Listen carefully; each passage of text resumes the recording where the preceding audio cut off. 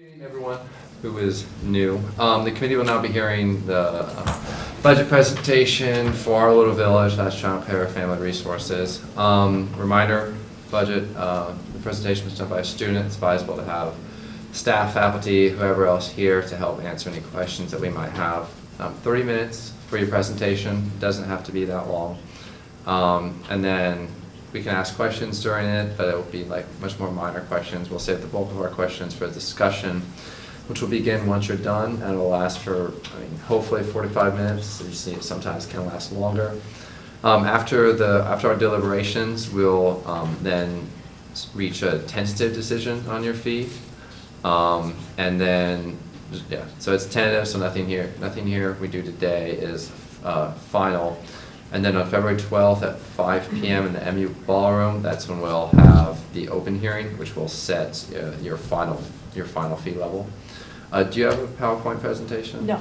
Okay, so you don't have to worry about sending that to me. No. And then we'll also let you know coming up when you'll be going in that Awesome.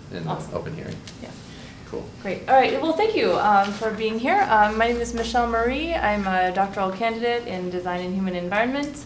I have a 13-year-old daughter who was compelled to come today as Exhibit A.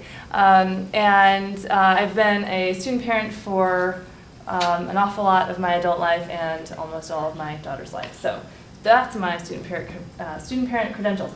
I've been on the Student Parent Advisory Board since it started in 2006. I'll just kind of go through this and interrupt if you want. And I don't want it to be too repetitive and boring since you had so much of our materials already. But we'll just go through it. If I see you falling asleep, I'll stop. Okay, so our budget, continuing, we have a long history of growth and change. Our Little Village Fund has gone through a ton of change over the years, and as a board, and then now as the Child Care and Family Resources Office, we're kind of continuing in that tradition.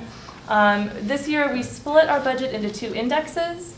So if the budget itself looked a little funky, that could be the reason for that.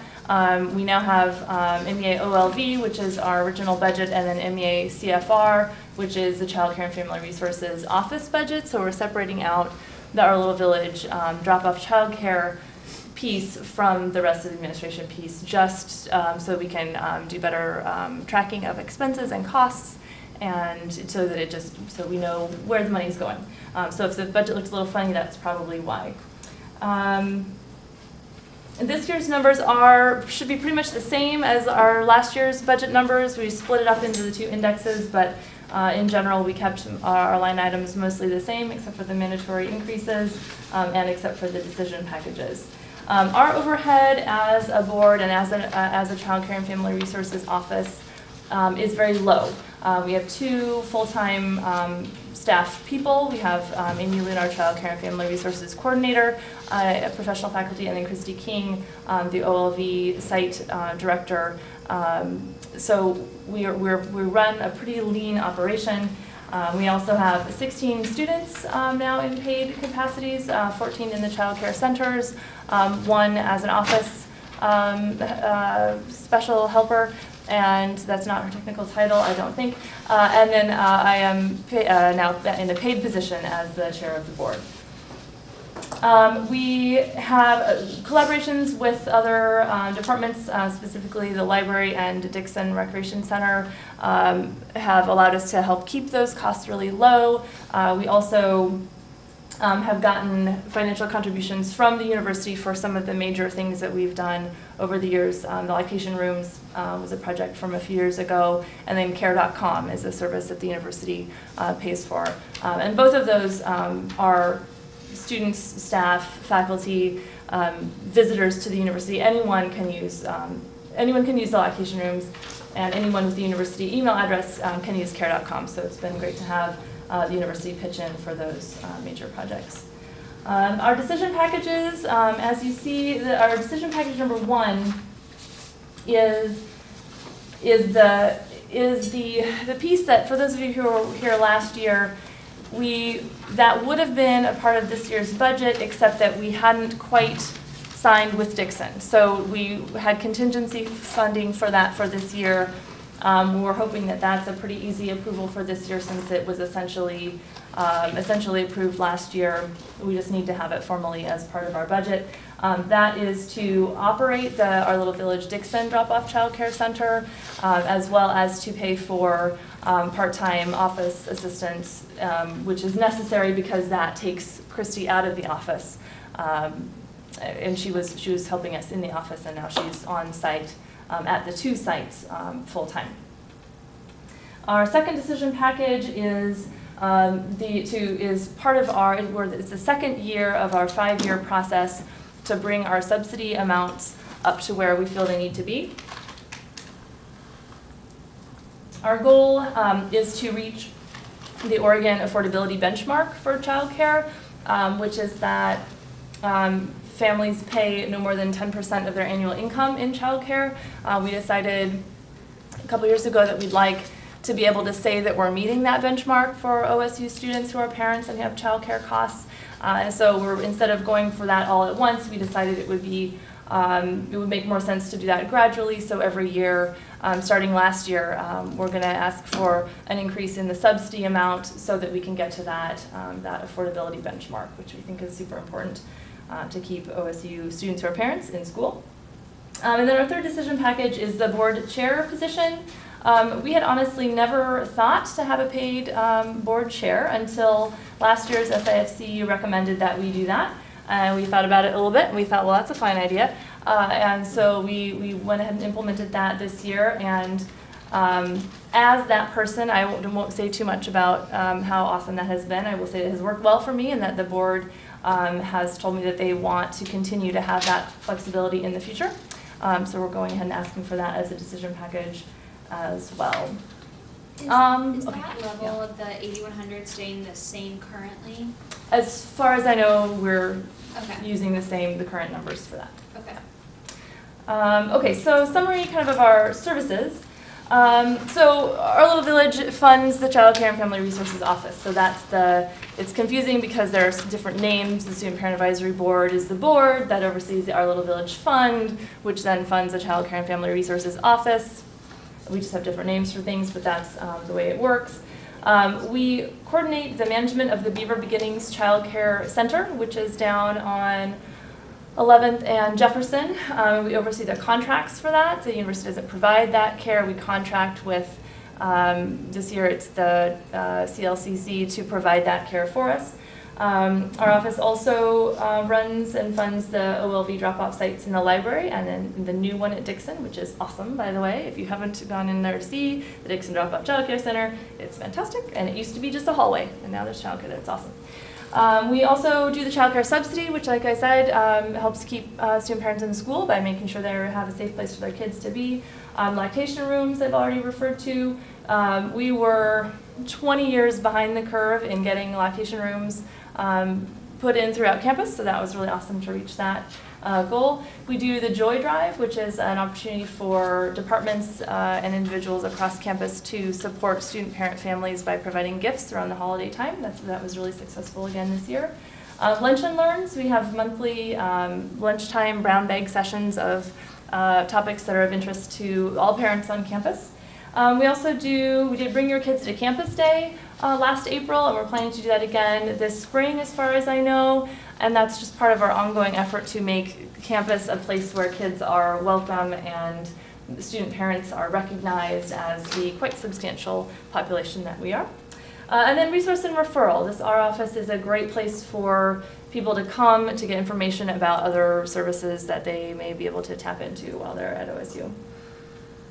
I talked already about the students that we employ. So as enrollment increases on campus, we're pretty well set up for that. Both of our Little Village drop-off care sites can absorb additional student parent need for care. We're working to increase our services. We have a plan to use our reserve funds to meet some more of the needs for childcare that we're aware of. And then we've also added a half-time office person so that we can do more, so we can be available more in the office and do more work on behalf of student parents especially given that increasing enrollment means increasing non-traditional students, and student parents are part of that non-traditional student population. Additional funding sources that we're working on right now, there's a grant. The Child Care Access means students in school, what is that? There's a grant that we're going to be working on. The funding cycle is starting this spring. That's a 4-year grant process that Oregon State seems to be eligible for, that would allow us to help cover more costs of childcare for more student parents without using student fee money for that. And we are always looking to the university to provide more general education dollars to expand the services that we can provide. I'm so sorry. You need water? Yeah. Somebody give her some water. Here, right. Here, you just gave her some. No, his is empty. There, there's some water. Oh, I'm sorry. It's asthma season. It's fine. Okay, so in terms of whether the appropriateness of the fee that we're collecting at the moment, we have, and I don't know how this compares to other student fee boards, our fee has increased pretty steadily over the years, and that's because we have so dramatically increased the services that we've been able to provide. So this year we kind of want to continue to do that. The student parent population is growing. We have a marked increase in the number of people who filled out FAFSAs who reported having dependents, and we know that not everybody fills out FAFSAs, so we know we can see that our student parent population is growing, and we want to continue to meet more of those needs of that population. And I'll talk about that a little bit more when I talk about our plans for growth. Collaborations, we've got some pretty awesome collaborations across campus. I mentioned Dixon and the library. They've been very gracious in allowing us to use pieces of their facilities for our child care operations, and that helps us keep costs down. It makes it possible to provide child care, honestly. If we had to pay market value for that, I don't know that that would be possible. We're working with counseling and psychological services to provide emotional and mental support to student parents. Human Services Resource Center has been a great collaboration partner with us. We're working with them and with Veterans Affairs to kind of serve the overlapping needs of our overlapping population as best we can. And that may in the future result in the opportunity to share operational costs if we can get into shared facilities with them and that sort of thing. We're also working with the Life Balance Committee of the President's Commission on the Status of Women. That participation is super important to us because it positions us really effectively to ask for money from the administration to help support, to help complement and supplement the work the money that students pay to provide these services for everybody. In terms of specific outside funding, we do have some of that. 10% of our coordinator's salary is paid in education and general funds. Beaver Beginnings operations costs are also coming out of, we're not paying for those. The university pays for the care.com subscription. And care.com is a service that helps, it basically connects people to child care, elder care, pet care, to the providers that are available in the community. So it's a great networking service. There's also a little bit of money that the child care provider pays at the beginning site. And then also there's some potential in the future, depending on usage, there's the potential to open up Dixon, the drop-off child care in Dixon, as a pay-per-use kind of a thing for non-student members of Dixon. That's something that we're not going to think about quite yet because we don't know. We need to have a year's worth of usage data by students before we really know what that possibility might look like, but that would be something that we're going to consider. So plans for growth. This is the really exciting part for me. We've grown so much, and there's such a long way still to go, but we're positioned that we can actually do something about it. We continue to need more childcare on campus. The childcare that is available continues to be too expensive. It can cost $1,000 a month to pay for care for an infant. And it gets less expensive as kids get older, but until they get to be, teenagers and staying home on their own, it's still a pretty expensive proposition. The Child Care Task Force, which we had another student who was on the Child Care Task Force. She had to leave to get home to her new baby. The Child Care Task Force that was commissioned by the university definitely pointed out that we need an additional child care center with regular spaces for 100 kids or more. We need licensed drop-off child care so that student parents can drop their kids off and then go to class. Is there a question? I'm sensing a question. Yeah. No, Okay. quite. We're just Okay. trying to figure something out. Please jump in if there are Yeah. questions. We run budget reports in the AABC, so that's what they're looking at. Oh. So that was the question. So, Okay. excuse us. Yeah, go on though. I don't know anything about that, so can't help. And then also, additional needs of the Child Care Task Force was that subsidy dollars are needed for students and for employees to pay for childcare. There are a lot of employees on this campus who don't make enough to pay $1,000 a month for childcare. So it's not just a student need, and that's something that this campus-wide task force discovered. And also, we want to create policies and programs that support retention of students and also, again, employees who have families. It's a super important to, if we really are, as a university, concerned with retention and graduation rates, we gotta support all of our students, and that includes student parent families. We have about 14% by our best estimate of our enrolled student population are potentially have kids. So it's a bigger population than is obvious. Yeah. Do you have how many of those like actually come and use OOV for CFR? We have all the numbers about the usage, for sure. Yeah. And one of our kind of recurring and constant challenges is how to reach student parents. The university doesn't collect a list. There's no database with student parent names on it. We could talk about whether or not there should be. It would be kind of nice for us. So one of our challenges as a budgeting board and as an office is to find them and tell them we exist. Because student parents, and this was me when I finished my undergraduate degree here, I didn't think of myself as someone who should be accommodated. I didn't think of myself as someone who needed perhaps some additional support. I thought it was my responsibility to just act like any other student and to pretend that I didn't need additional support. So we've got some challenges in the process of getting them and finding the student parents and saying, hey, you know what, there are supports out there for you. So I don't know, that kind of got off topic, sorry.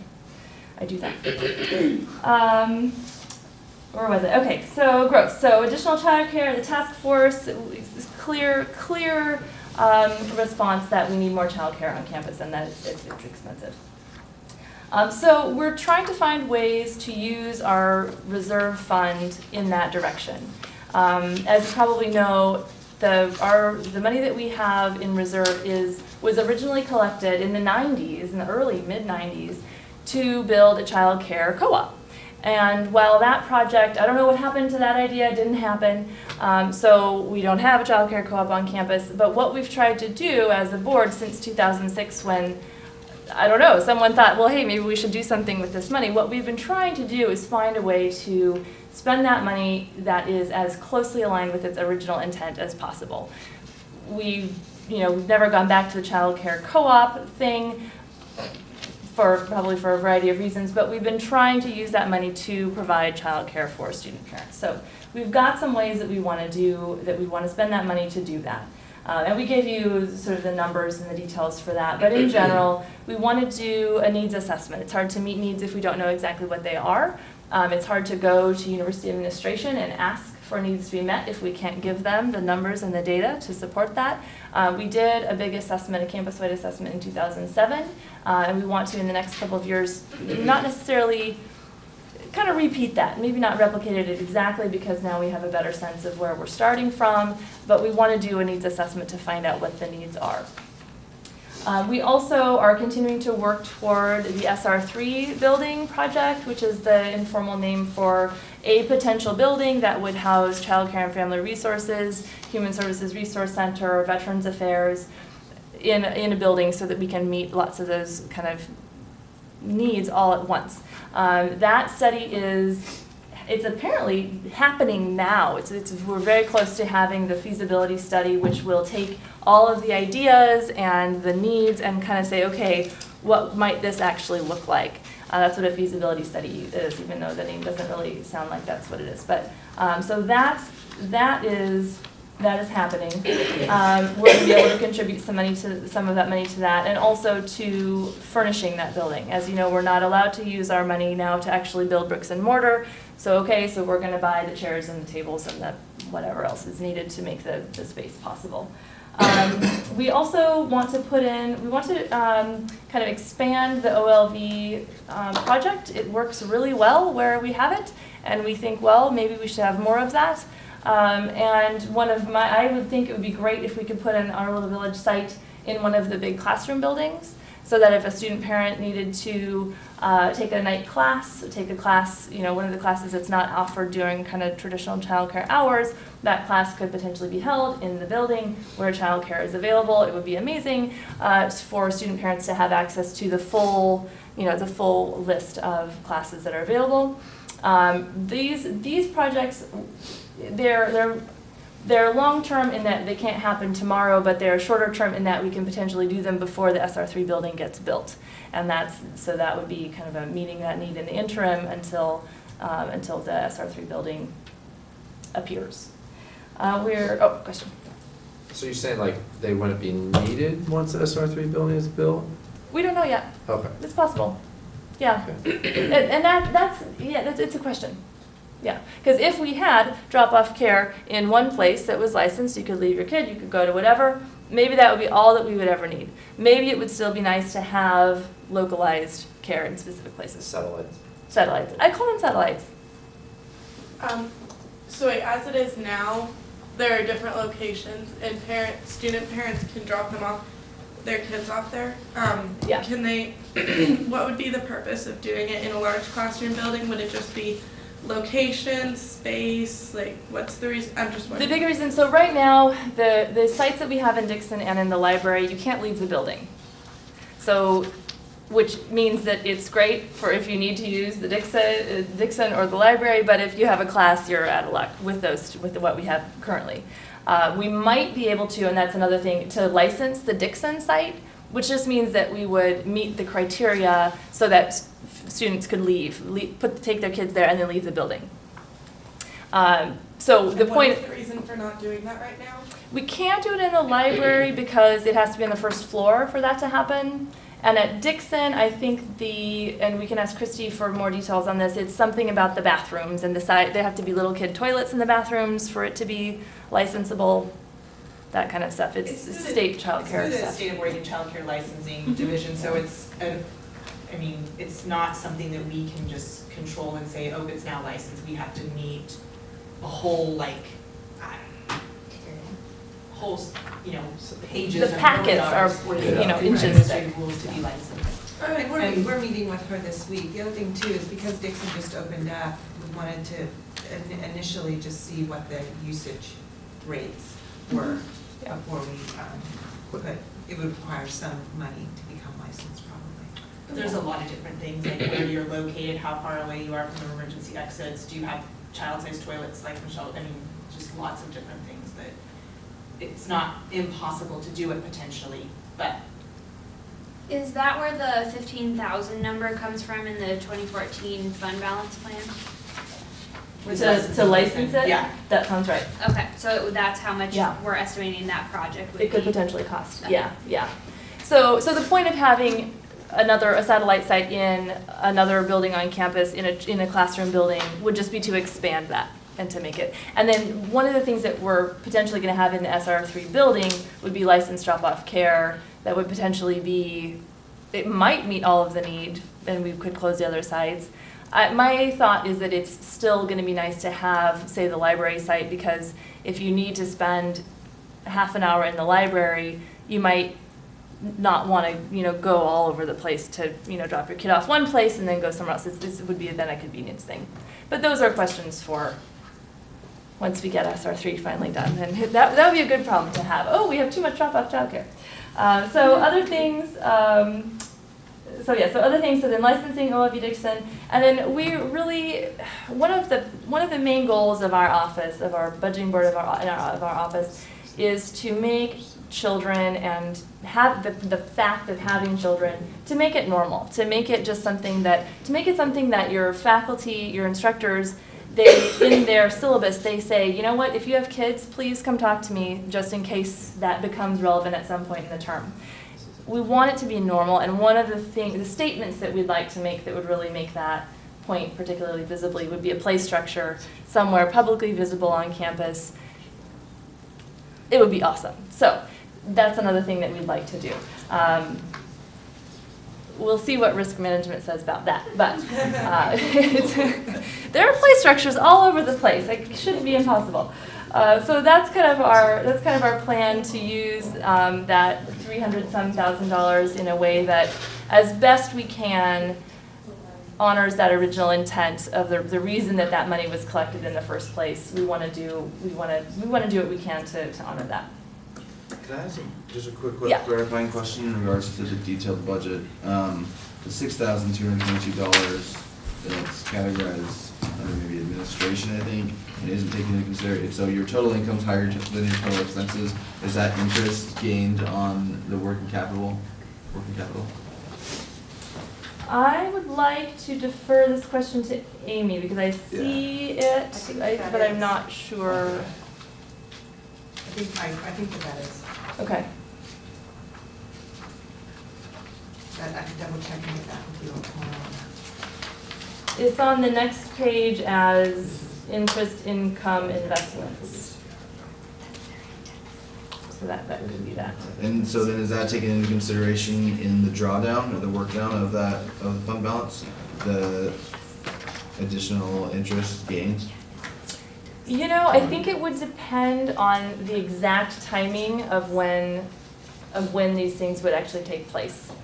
We've kind of projected out a few years for the plan, so depending on how much we spent in any given year, that would affect the amount of interest that we're getting the next year. Yeah, definitely. So I'm not as numbery a person as that, but that makes sense to me.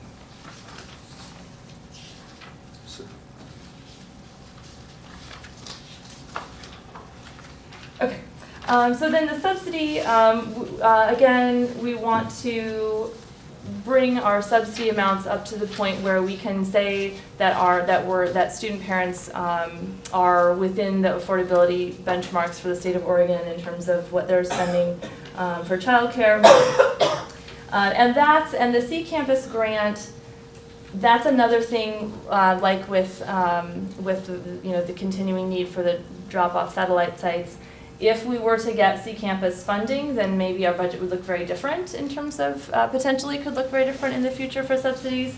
But we've never done the C Campus process before. We don't know what to expect. And that's only a 4-year funding cycle anyway, so lots of things are up in the air in terms of that. But we do know that the population is growing, and so we want to be well positioned to meet that need in the future. And we also, until there's more childcare and more subsidized childcare, it's just going to continue to be more and more expensive to have kids in care. Update on SR3, the building that is in progress, the $6.6 million budget allocation building. That feasibility study is happening now. There are some cool possibilities there, and we're just sort of in process on that. Buildings take a lot of time. On that, so you said the SR3 feasibility study is being done right now. That's my understanding. So you're earmarking $70,000 for that though in 2014? Well, Maybe because on at that. the time that this was submitted, that hadn't come through. What? So what's going on is Dixon hadn't finished, and jump in at any time, Jen. Dixon hadn't finished their feasibility study, and this process emerged with CAPS coming in to Dixon.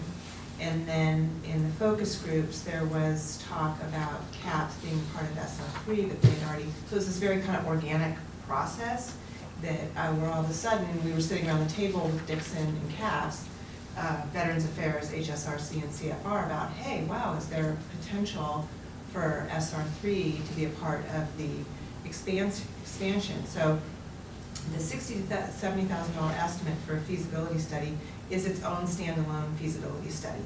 And what happened after we submitted was that we were able to jump in on a feasibility study related to Dixon.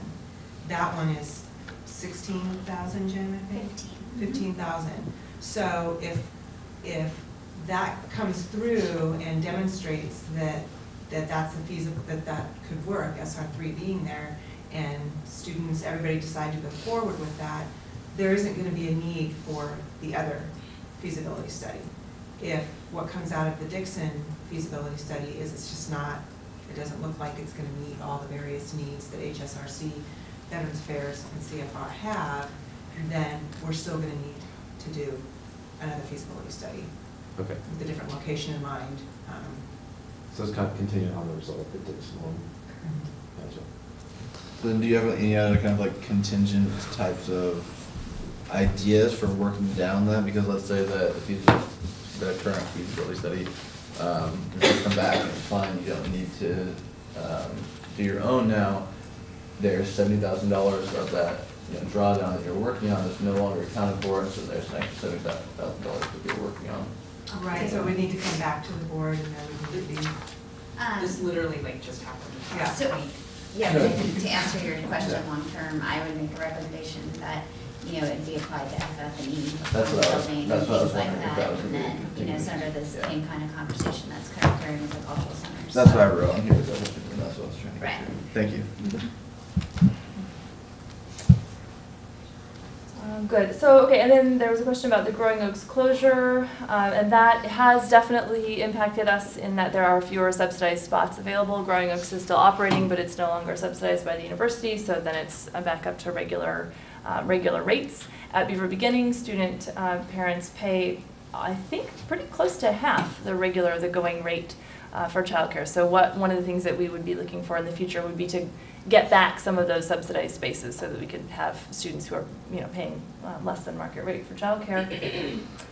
The recommendations from last year, we can address that. We changed. We didn't do much to our bylaws. We took the paid chair suggestion and ran with that, and then also did it make sense with the subsidy reserve from last year? Did that make sense? We switched to a model where we were evaluating subsidy applications once a year instead of every term, which really streamlined the process for us. But at the same time, when we made that decision, we were concerned, well, what about people who don't have kids fall term, or who join the university, come into the university later, or who don't find out about it, or for whatever reason need to apply, missed that fall application deadline, but we don't want them to have to wait a whole year. So we set aside $5,000 to kind of accommodate that potential, and then at the end of the year, that got rolled back into subsidies for the next year, I think. So that was a question from that recommendation that we hopefully addressed. So just in general, we exist to remove barriers and provide full access for student parents. We want student parents to be able to access everything that the university has to offer. The university's got some great things going on. We want student parents to be able to take full advantage of that. Drop-off care is a huge part of that. My own daughter can tell, I'm sure, horror stories of being dragged to lectures and things, in the evenings, because that, I didn't want to miss hearing Barbara Ehrenreich or Stephanie Kuntz or Jackson Katz speak, and so she got to come. Someday I hope she'll appreciate that. But at the time, it would have been awfully nice to have been able to drop her off somewhere and then enjoy whatever the lecture was, enjoy that in peace. So we just want to make that possible. Student parents are already, when they come to the university, already beating the odds. I think I'm probably an example of beating the odds. Single mom, young single mom, probably statistically should never made it here in the first place. And so we just want to make this more possible for more people. So in the future, our vision is that, like I was saying before, that student parents become accommodated in the university by faculty, by administrators. We want to normalize the experience. We want children to be a normal, expected part of campus. Play structure really would make that work. And then we really want childcare to be available for everything that happens on campus so that student parents have the opportunity to go to whatever it is that it's inconvenient or inappropriate to take a child to. So that's it. Any questions? Yeah. Any questions I can answer? That might be a better question. So for the subsidies, you said it's the second or fifth, 5-year plan, or the second year of this 2-year plan? I think it's the second year of a 5-year plan. We figured out, of a 4-year plan, Amy? I thought it was 4. We figured out, okay, we need to ask for this much each year to get to a point in 4 or 5 years that would get us to that affordability benchmark. And that is, of course, that's estimated. We took last year's numbers, we said, okay, project forward, we'll try that and see if it gives us the right amount of money. I guess I would really want to see that plan. I don't think it was included in the budget submission. It was included, it was detailed last year, but we can get you the breakdown of that. I think it was about $17,000 more each year, because we only needed to double, I think we needed to roughly double the amount of subsidy money. So it was, when we figured it out, we were kind of surprised, oh, okay, we can meet the Oregon affordability benchmark with only twice as much money. I mean, it was less than we might have thought, but we can get you the breakdown of that, unless Christy knows the numbers off the top of her head. We have a copy of the decision package from last year. That was even, oh God, I do want to see that. Well, I mean, it's not really. Or actually, oh, is this contingency? It's all written on. No, that was That's the where- decision that's where package that- that you guys approved last year. That's where the idea of the 5-year build-up of Yeah, subsidy. 5-year. Because that's just the cover pages, You then the increase next it. page is how that affected our budget for this. Has there been discussion or have you considered having some of the subsidy, the 17,500 come out of working capital each year? Like if you did 10,000 out of working capital each year and then asked for this like $7,500 increase, or? We thought about that, and the kind of the conclusion that the board came to was that we want to look to the future, and we don't want to put ourselves in a position where we've spent down our working capital and now can't move forward. We were guided by an SIFC. I don't think it was last year. It might have been the year before, or the year before that. We were told, you got to stop spending down your working capital. You got to be collecting what you're spending down. So that kind of has made sense to us in that we don't want to find ourselves in the future in a position of saying, oh, we aren't bringing in enough to meet our operating expenses. What do we do? So we're just thinking ahead.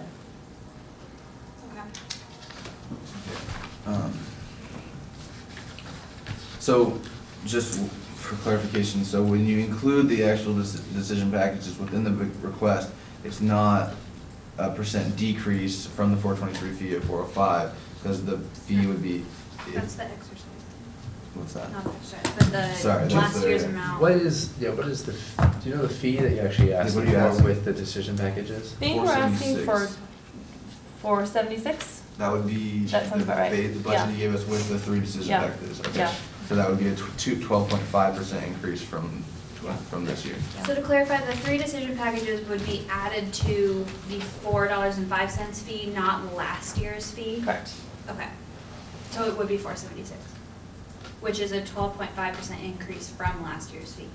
What's the, how much more allocation are they getting? It's 38,647 is all 3 decision packages added together. 30 what? 38,647. Okay. And was So you add that was to the there. 271,495? That is- Was that budget 1? Yeah.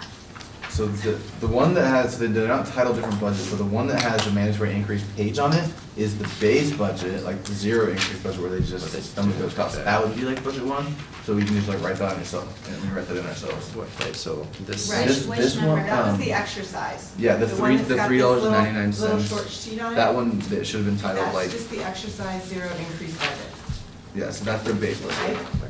That one. It's the, What page? Like, you know, they don't have page numbers. And then the next like one 10, is the 15? one that has the decision packages Oh, okay. So, attached so to it's it. that far down. And that one is,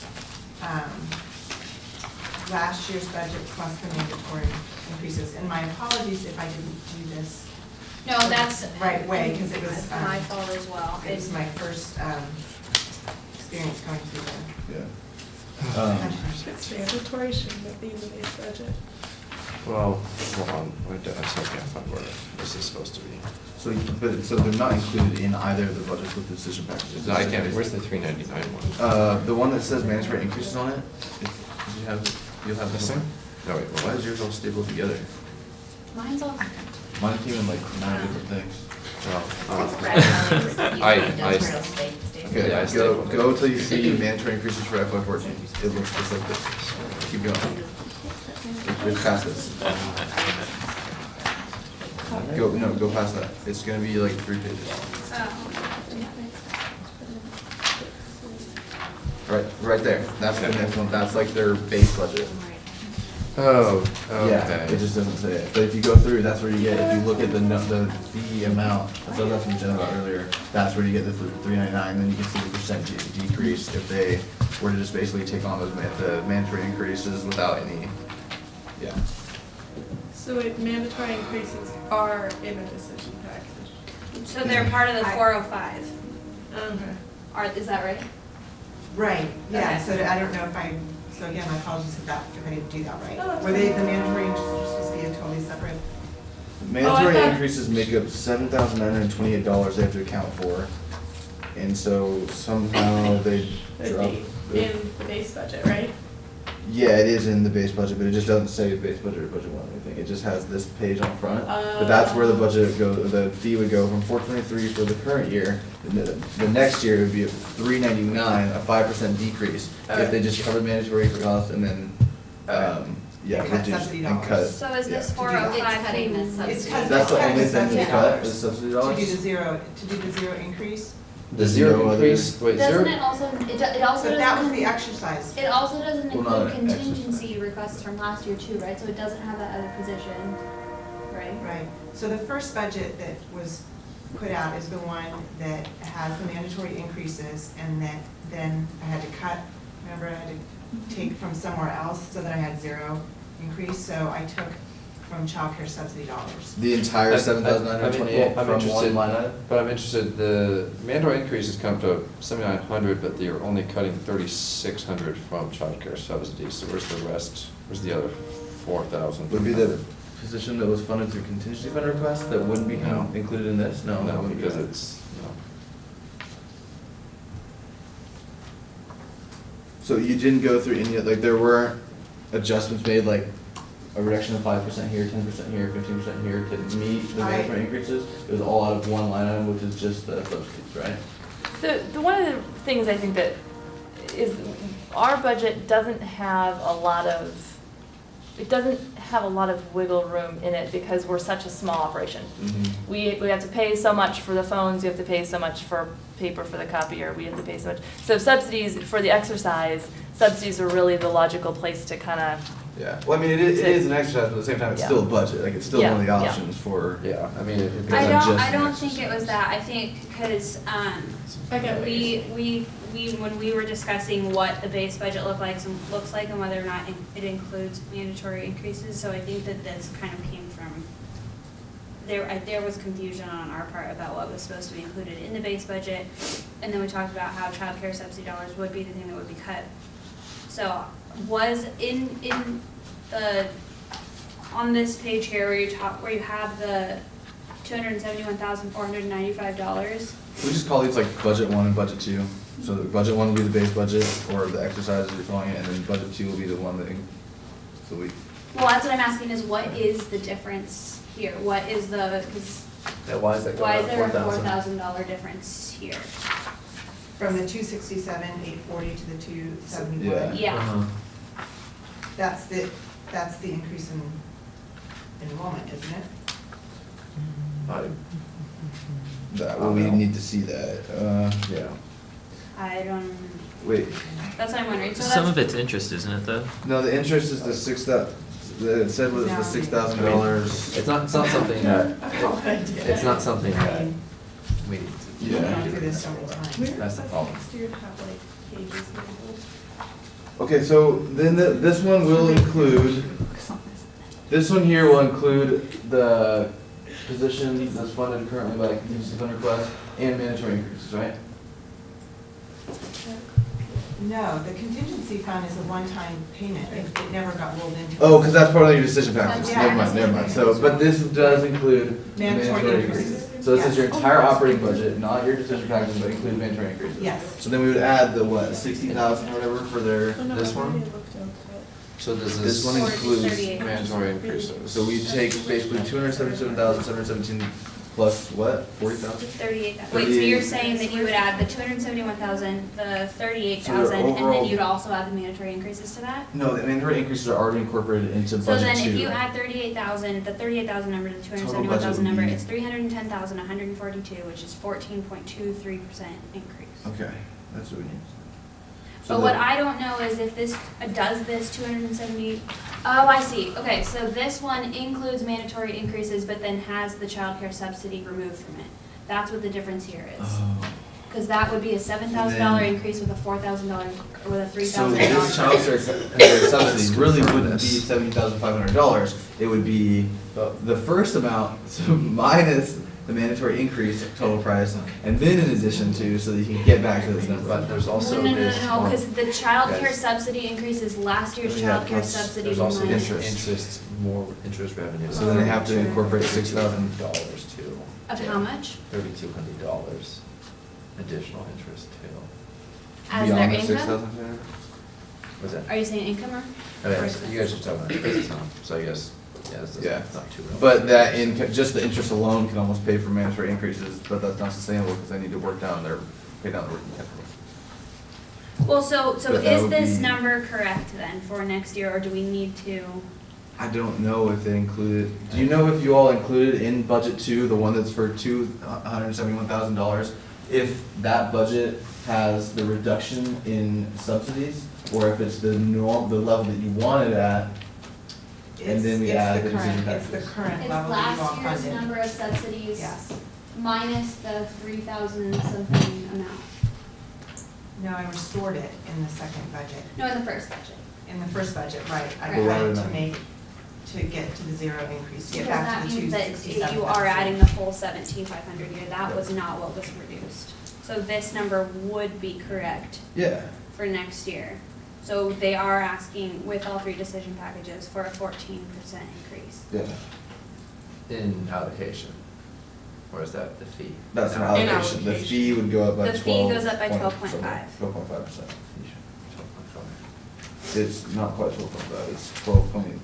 No, the fee should go up by like maybe lower than 10. I'm So pretty one sure. of the ways that Oh, we. because it's only. Because the 476. revenue's going up, enrollment's going up Oh, like true. 7%. There's a really disconnect right here. Well, I mean, that's just my math, so. Yeah, I know, but I mean, Why don't you look at what it would be then, what's the difference if you have $310,000 with the You want a calculator? enrollment that's predicted? I have Excel. So I just came from one that thing, Brad, test. that I want us to think about in terms of percentage increases is I want us to keep in mind that our decision package number one essentially would have been approved last year, except for we hadn't quite, I think we were gonna sign with Dixon the following week. So we don't think of it, or we would like to not think of it as that much of an increase, because that would essentially have been part of our budget. Well, aren't with that, though. most of these, I isn't that what understand all three that. of them are, is that they've all basically previously been included in? Yeah, because it's Well, like, not- Yeah, I not mean- the Not subsidy. the subsidy, Not the not the Subsidies would be subsidy. the one. that's, Yeah. the- Yeah, Oh, right, my main issue right now is that I'm not really the budget isn't clear, and it's, I mean, what we did with student health, when they didn't have it, we weren't really sure what exactly we were doing either. So trying to be consistent, but I do understand decision packages. So decision package 3, your position, like right now, you're currently funded, you're on a stipend, and is it funded in your actual budget right now, or was it? It's not, it's part of, it was part of our contingency fund request, allocation, right? yes. That's okay, yeah, so that yeah. makes sense for this one. The Yeah. subsidy makes sense because they're increasing that. This one was funded, let's see, they paid for that 25 grand out of reserve, but Why do you guys, why 8,100? I mean, sure, maybe it was approved last year, but why? Was that It never was arrived at? funded at $600 a month for 9 months, and $900 a month during the summer. And that's just what existed when I came. I don't know, maybe Christie can. When we went to our contingency fund hearing meeting, that's what the committee concluded. I mean, just recommended based on what we. So we just projected forward that we would do the same thing in the future. Do you feel you work 60 hours a week, 60 hours a month during the school year? You know, we don't keep track of hours, it's more that the way, and so, okay, this is a long story. When we originally were talking about having a paid board chair, I was actually not planning to do it. Maybe I thought I was gonna graduate sooner, I don't know. But my position at that point was, you know what, I had an assistantship, I had a part-time job, and I told the board, I said, if this is, you gotta basically pay enough to buy somebody out of that second part-time job. I just was using my own experience at the time, and again, I wasn't thinking of myself being in this position. I was thinking, if it, I couldn't do it for any less than $600 a month. There's just no way, because I couldn't do what I'm doing on top of everything. It just wouldn't happen. And so then, to my surprise, that was what the board requested and what the SIFC approved. And I said, okay, well, I guess this is now possible for me. So I went ahead and was nominated to the position. So it is as much a making it possible for someone to actually do this, especially given that tend to be a fairly student parent heavy operation, and student parents have, as we've been talking about, increased expenses. So it is what has made sense for us for this year. In the future, who knows? And every SIFC has different feelings on things, so we don't know what could happen in the future. I mean, the discussion that we had at the time was they were looking at, the SIFC committee was looking at, what are other board chairs being paid, and how many hours a week they're expected to work, and kind of comparing. And what kind of flexibility is required? If I was trying to hold down, even if there were enough hours in the day and space, brain waves in the head to hold down that second part-time job, what kind of part-time, to have the flexibility to meet with staff during the day, to meet with the board, to have to come to meetings in the evenings, it has made sense to us.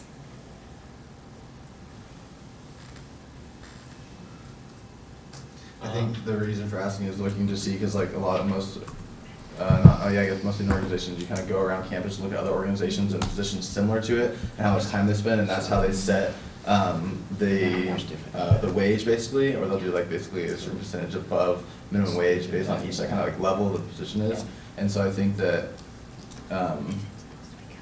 that'll be why, because if you have the majority of students on campus who are working 15 to 20 hours a week at minimum wage for this type of job, then we would just want to be able to figure out, okay, how many if they work 20 hours a week, what level it would basically what are they doing to be able to make 11.25 instead of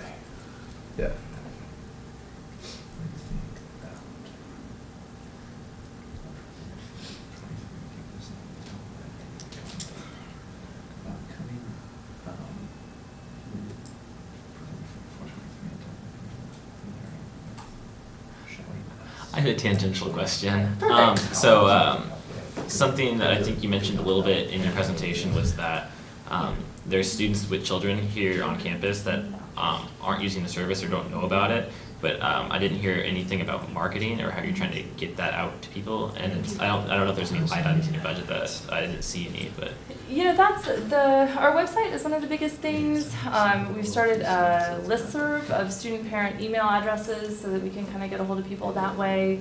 We haven't done a whole lot in terms of posters around campus, and I think that's a great idea, something for us to think about. Now that we have somebody in the office, a student worker in the office, will be able to do more of that. We happen to get someone with some graphic design background, so she will probably have lots of ideas for us about that kind of thing.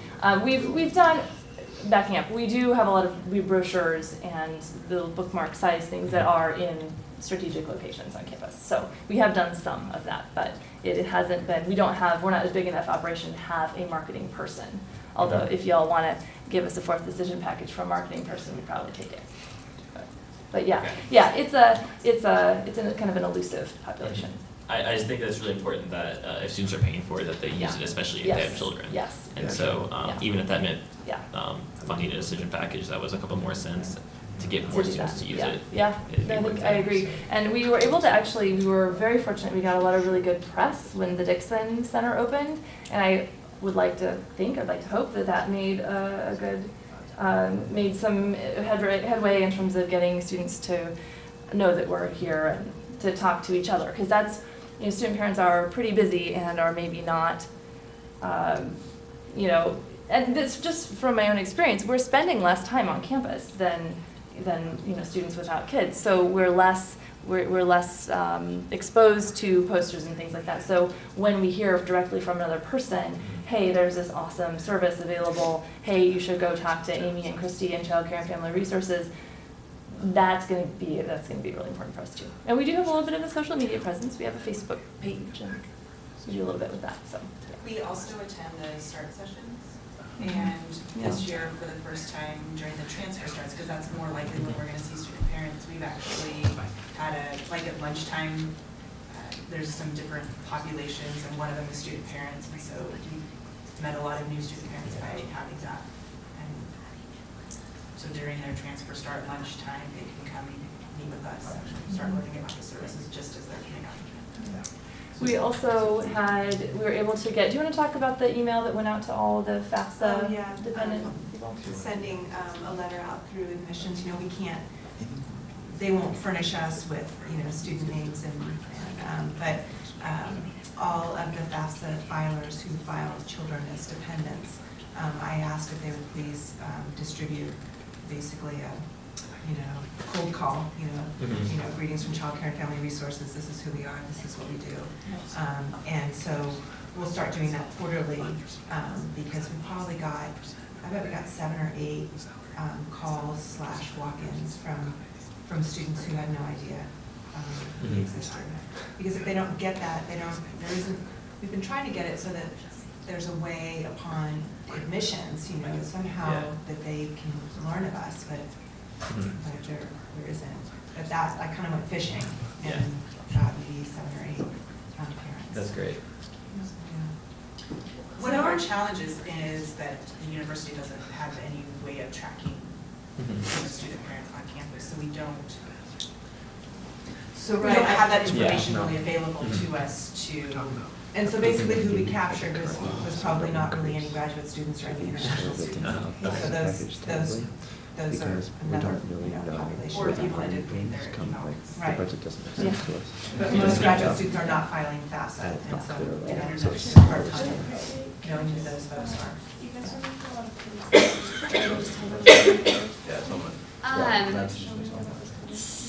What's that? Can I just say what we were talking about? Yeah.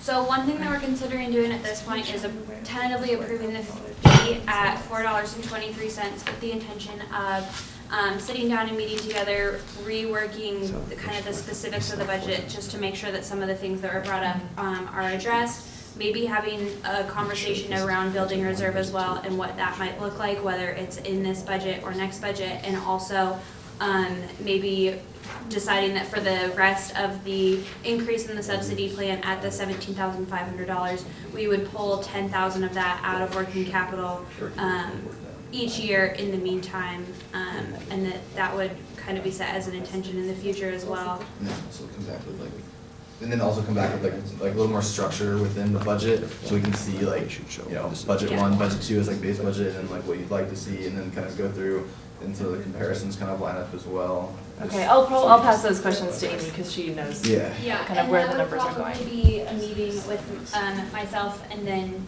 you, and then with Jennifer, or someone from the AABC as well, just to kind of get that budget, so that when we come on Tuesday, it's just a little more specifically outlined. We can get a better idea of what the specific fee level would be.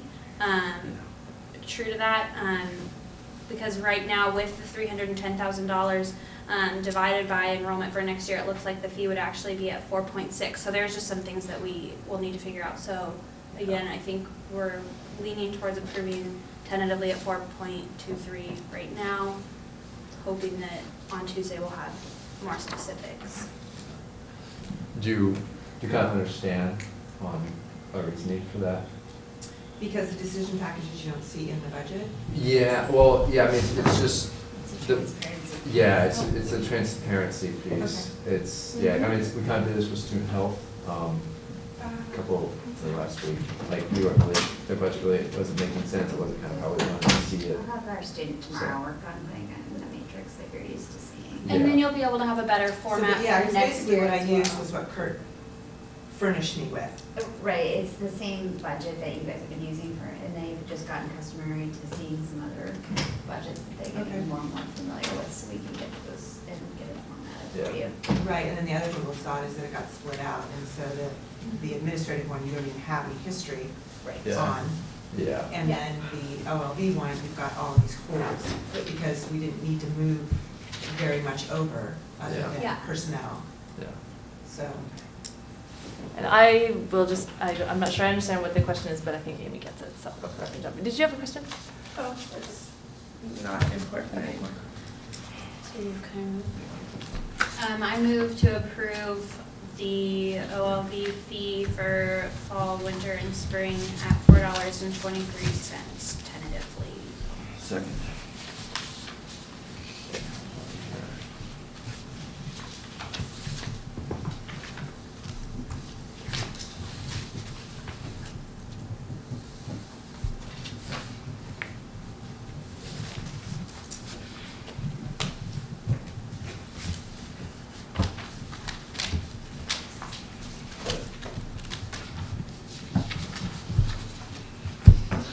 So we have a motion, do we have any discussion on that? Hearing none, we'll move into a roll call vote. Amelia? 4. Tyler? 4. Nick? 4. Madison? 4. Tara? 4. All right, on a unanimous 5-0 vote, the fee has been tentatively set at $4.23. As a reminder, the open hearing will be February 12th at 5 p.m. MU Ballroom, and we will set your fee at a final level, because this is just a tentative. This is just a tentative level. I'm sure we'll also we'll be working behind the scenes to kind of correct our things we saw and that sort of thing. So hopefully we'll be in agreement more. So what's the Come status Tuesday. of our decision packages as of right now? In limbo? Well, I mean, right now, you could, they'd be in limbo. You could fund them as you see fit with your fee of $4.23. Okay. Yeah. The committee is supportive of the idea of all three, but where funding specifically will come from is something that we'll Yeah. probably Okay. try to help Okay. negotiate as well. So then it's for us to talk about in the next week how that 423, given enrollment increases, what that does to our actual budget. More, how to make your budget more transparent and presentable, and to make things more clear so we can really Okay. see how much your decision packages and mandate increases affect your budget, and how like budget 1, budget 2 is built, What we that should sort of do thing. is make a budget with all three decision packages and take out $10,000 of the subsidy, and that should be coming from working capital. Well, that should be I- transferred in, but. Yeah, but, so it would still be all three packages being funded, and so we'll just And show what that budget reimbursements. looks like more clearly. Okay. And then that could be the number, like, With this is a me. tentative number, right? So if you come back and we see that, and it's a transparent budget, right, and we're able to say, okay, yes, this is a responsible use of student fees, this is necessary for, you know, the success of their program, then we could go, and then at the actual hearing, when we prove the final budget, it could be that number that you come up with when you work with us to So figure if it's that at out. like 4.6 or something, which is about, I mean, maybe even a little higher than what I think it'll end up being with all three of those approved, that's what we're looking for. So the Okay. 4.23 is, I mean, it's relevant, but it's not Okay. what we're Okay, expecting. and so okay, so no decision really on, If this were finalized, then it would be up to you all to decide if you Okay. wanted, how you wanted to fund those within the Okay. $4.23 that you Okay. have per student with enrollment for Okay. the fiscal year. What we're saying is we'd like to fund all three decision packages, we just need to address see how the that numbers. looks. Okay. Yeah, and so And- we'll be doing that before. and Amy, you have a sense of, well, I'll ask her later if she understands the. Yeah. Cool. Thank you for your All right, presentation. Thank you very much. Yeah, Thank good you. job. Yeah.